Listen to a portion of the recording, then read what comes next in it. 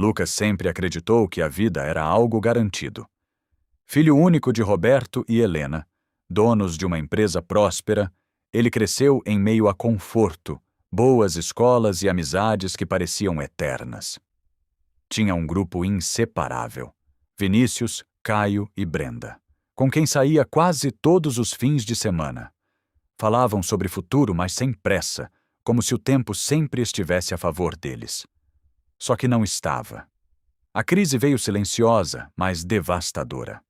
Primeiro contratos cancelados, depois dívidas acumuladas.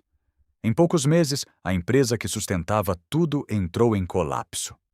Lucas nunca tinha visto o pai abatido, mas agora via um homem calado, olhando papéis até tarde da noite.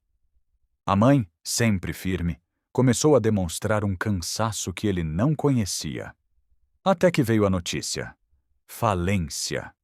Sem muitas opções, os pais decidiram enviá-lo para o interior, para a casa dos avós, enquanto tentavam reorganizar a vida na cidade. Lucas não aceitou bem. Brigou, reclamou, disse que não pertencia àquele lugar, mas no fundo não tinha escolha. A pequena casa de seus avós, seu Antônio e Dona Maria, ficava numa região simples, cercada por terra, árvores e silêncio. Nada de internet rápida, nada de luxo, só o básico. Nos primeiros dias, Lucas se sentia deslocado, irritado com tudo. Achava absurdo ter que acordar cedo, ajudar na horta ou ir ao mercado a pé. Foi nesse período que conheceu João. João era um rapaz da mesma idade, morador da região, que ajudava o pai na plantação. Diferente de Lucas, ele não tinha quase nada, mas carregava uma tranquilidade que intrigava. Foi João quem, sem forçar, começou a incluir Lucas em pequenas atividades, consertar cercas, buscar água, cuidar dos animais. "Tu pensa demais no que perdeu", disse João certa vez. "Aqui a gente pensa no que ainda dá para fazer." A frase ficou. Outro encontro importante foi com Dona Lúcia, uma senhora que morava sozinha e que Lucas passou a ajudar levando mantimentos. Ela tinha uma forma calma de falar, sempre com conselhos simples, mas profundos. A vida não tira, menino. Ela ensina. A gente é que demora a entender. Aos poucos, Lucas começou a mudar. Não de uma vez, nem de forma mágica, mas em pequenos passos. Aprendeu a valorizar o esforço. Sentiu pela primeira vez o cansaço de um dia de trabalho real. E, mais importante, começou a perceber que muitas das coisas que antes considerava essenciais eram, na verdade, superficiais. Mas nem tudo foi fácil. Certo dia, ao tentar ajudar João na colheita, Lucas cometeu um erro que fez perderem parte do trabalho do dia. Ficou frustrado, esperando bronca. Mas João apenas disse: "Errar faz parte. O problema é não aprender." Aquilo o marcou mais do que qualquer crítica. Também enfrentou a solidão. Seus antigos amigos quase não entravam em contato. Quando falavam, parecia distante, artificial. Ele começou a entender que muitos laços eram sustentados apenas pelas circunstâncias, não pela essência. Meses se passaram. Lucas já não era o mesmo jovem impulsivo e acomodado. Estava mais quieto, mais observador. Passava tempo conversando com os avós, ouvindo histórias, refletindo sobre a vida. Começou até a ler, algo que antes evitava. Até que veio a ligação. Seus pais haviam conseguido se reerguer parcialmente. Não estavam como antes, mas já tinham estabilidade suficiente para trazê-lo de volta. O retorno foi estranho. A cidade continuava a mesma, mas ele não. Ao reencontrar Vinícius, Caio e Brenda, percebeu rapidamente que não se encaixava mais. As conversas antes interessantes agora pareciam vazias. As prioridades eram outras. Sem brigas, sem drama, ele começou a se afastar. Passou a buscar uma rotina diferente. Acordava cedo, ajudava os pais, estudava com mais foco.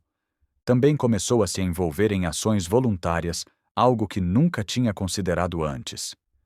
Sentia que precisava retribuir de alguma forma o que havia aprendido. Lucas não virou perfeito. Ainda tinha dúvidas, inseguranças e momentos difíceis. Mas agora tinha algo que antes lhe faltava: consciência. Consciência de que tudo pode mudar. Consciência de que respeito não se compra. Consciência de que paz não vem do que se tem, mas do que se constrói por dentro. E, acima de tudo, entendeu que aquele período no interior, que antes parecia um castigo, foi na verdade o ponto de virada da sua vida. Porque foi ali, longe de tudo, que ele finalmente se encontrou. O sol ainda nem tinha rompido completamente o horizonte quando Alex Andrade desceu do ônibus em uma pequena estrada de terra no interior. A poeira fina levantava com o vento, e ao longe ele já conseguia ver a porteira de madeira da fazenda do tio. Fazia anos que não o visitava. O tio, Antônio Andrade, era conhecido na região inteira. Um dos maiores produtores locais. Gado, frutas, legumes, tudo o que a terra podia dar. Mas para Alex, ele ainda era só o tio Tonho, o homem simples que falava manso e ria fácil. "Rapaz, você cresceu foi demais", disse Antônio, abrindo um sorriso largo enquanto o abraçava forte. "Bora, que o café já tá na mesa." A casa era simples, mas organizada. Cheirava a café passado na hora e pão quente. Enquanto comiam, Alex observava as mãos do tio. Calejadas, marcadas pelo tempo e pelo trabalho. Depois de um tempo em silêncio, olhando pela janela a imensidão da fazenda, Alex perguntou: "Tio, como foi que o senhor construiu tudo isso?" Antônio deu um leve suspiro, apoiou a xícara na mesa e ficou alguns segundos em silêncio. "Você quer mesmo ouvir essa história, menino?" "Quero sim. De verdade." O tio se ajeitou na cadeira, olhando para longe como se estivesse voltando no tempo. "Quando eu comecei, Alex, isso aqui não era nada. Naquela época, Antônio era só um jovem magro, filho de pequenos agricultores. Herdou um pedaço de terra seco, maltratado, quase abandonado. Teve gente que riu de mim, sabia?" disse ele com um sorriso de canto. Alex franziu a testa. "Riu. Riu. Os fazendeiros grandes daqui. Homens como Sebastião Farias e Cláudio Linhares. Eles tinham centenas de cabeças de gado, maquinário moderno. E eu? Eu tinha um curral caindo aos pedaços e meia dúzia de bois magros."